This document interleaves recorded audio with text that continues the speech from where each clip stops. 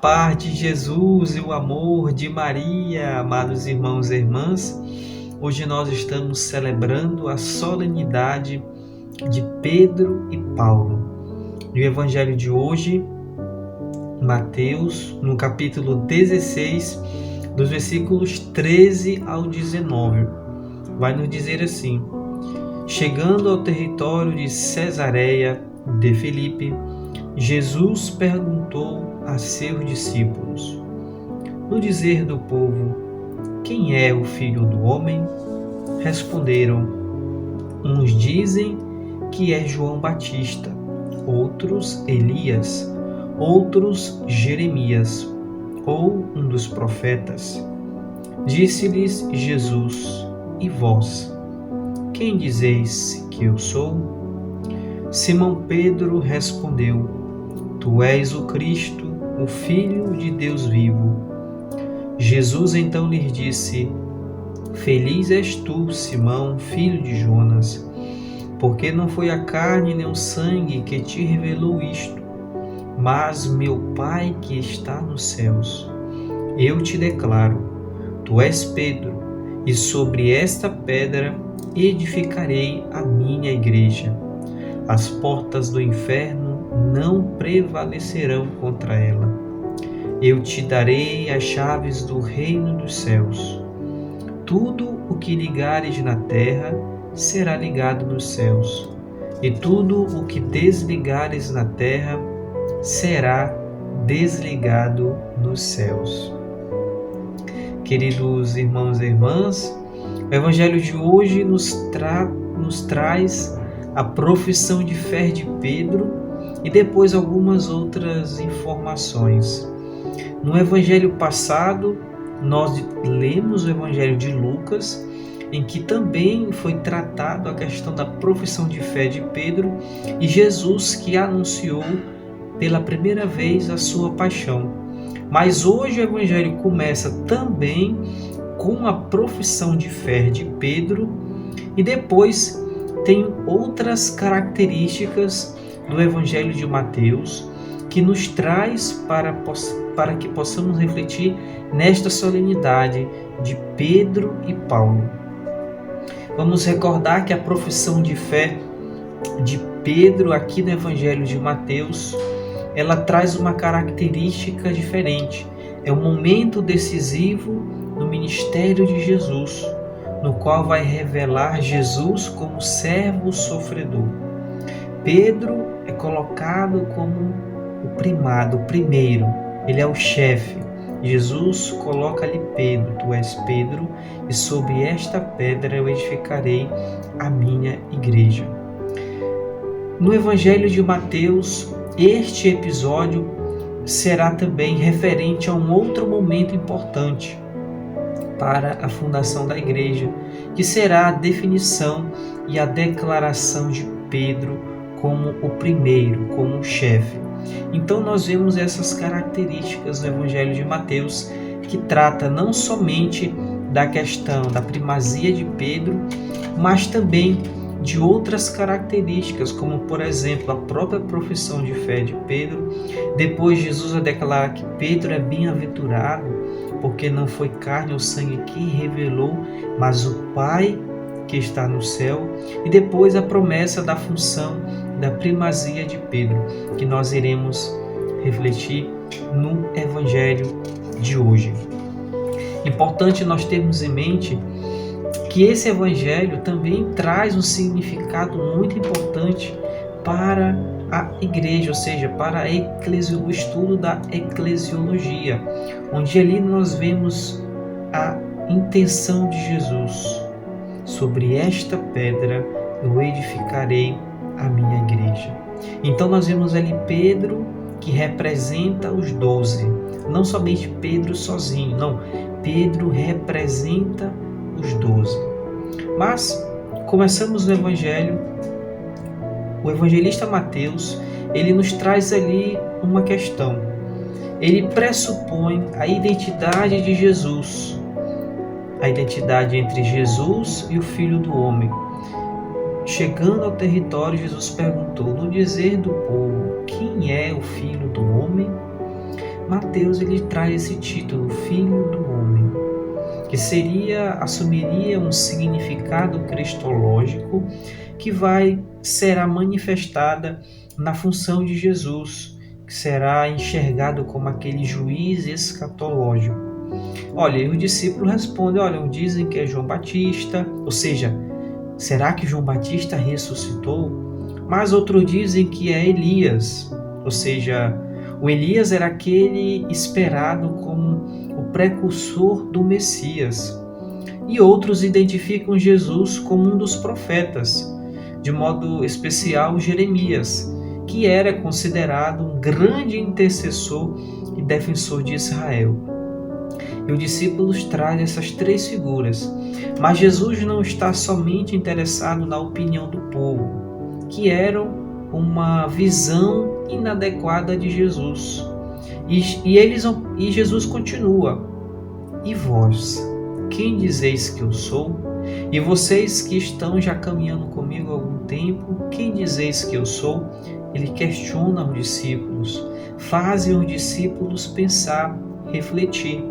E aí entra a figura de Pedro, tomando a palavra, respondeu, tu és o Cristo, o Filho de Deus vivo.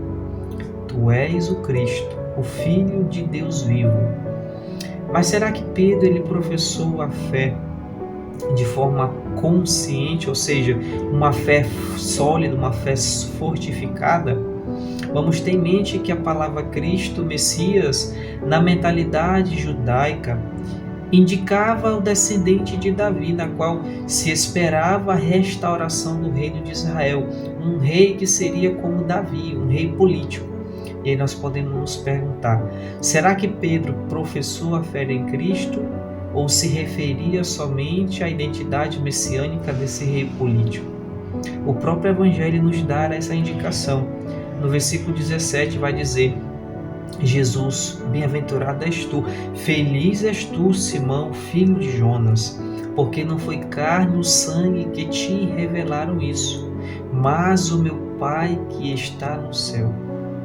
Ou seja, a profissão de fé de Pedro não é atribuída à sua capacidade intelectiva, cognitiva, não é da sua inteligência, não foi carne ou sangue que te revelaram, mas o Pai que te revelou. Foi o Pai. A revelação vem de Deus. E Pedro diz, tu és o Cristo, Filho do Deus vivo. A identidade de Jesus.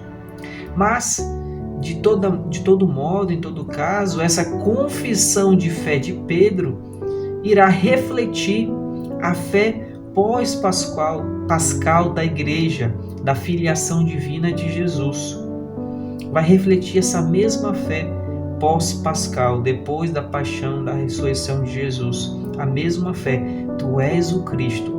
A fé estará e será fortificada e terá como fundamento o Cristo. E aí aparece uma outra característica. Tu és o Cristo, Filho do Deus vivo. Esse Deus vivo irá exprimir a presença operante de Deus na humanidade. Deus está presente, o Deus vivo. É uma característica da fé pós-pascal. As pessoas tinham convicção de que Jesus era Deus, de que ele era Filho de Deus e que ele estava presente no meio da comunidade. Por isso, essa parte da profissão de fé de Pedro terá essas características. Jesus irá proclamar feliz porque foi revelação do Pai. E agora ele vai dar uma promessa. Lá no versículo 18. Eu te declaro, e tu és Pedro, e sobre esta pedra edificarei a minha igreja, e as portas do inferno não prevalecerão sobre ela. E aqui é o primado da promessa. Pedro vai representar, Pedro será o primeiro, será o líder, o chefe da igreja. Tu és Pedro, e sobre esta pedra eu edificarei a minha igreja. E aí Pedro ganha um nome novo. No começo é Simão, e agora é Pedro. Essa mudança de nome vai indicar uma nova missão. E Pedro será aquele que irá conduzir, aquele que será o responsável pela transmissão, o ensinamento de Cristo, pela tradição que foi recebida. Pedro, na figura que representa os demais, não somente Pedro, Pedro e os demais vão representar as colunas e os fundamentos da igreja, aqueles que irão transmitir com fidelidade aquilo que receberam do próprio Cristo, mas também eles se apoiam no único fundamento essencial, que é Cristo. Tanto Pedro quanto os outros discípulos, como Paulo, vão se apoiar no único fundamento essencial, que é Cristo.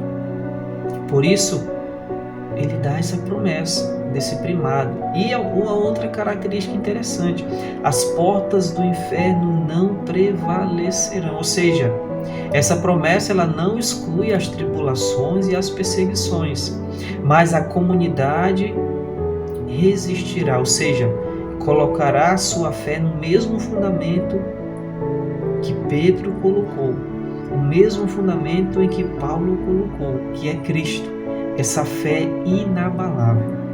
Por isso, nessa grande festa, nessa grande solenidade de Pedro e Paulo, possamos aprender com eles essa convicção de que tinham de Cristo, de que Ele é Deus, de que Ele se fez homem, de que Ele está presente no meio de nós. Essa convicção e essa coragem para anunciar com amor, com dedicação, com coragem. Pedro e Paulo são figuras para a nossa igreja importantes na evangelização, na saída, ir ao encontro, mas também na fidelidade ao Evangelho.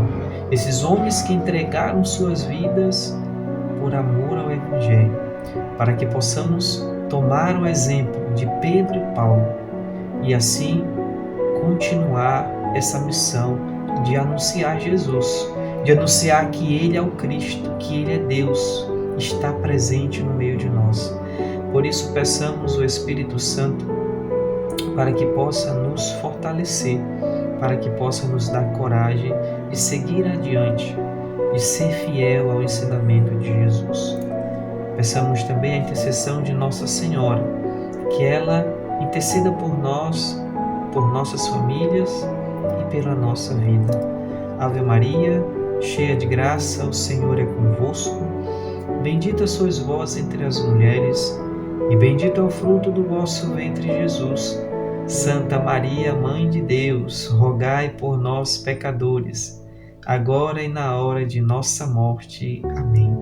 Nossa Senhora, Mãe do Perpétuo Socorro, rogai por nós.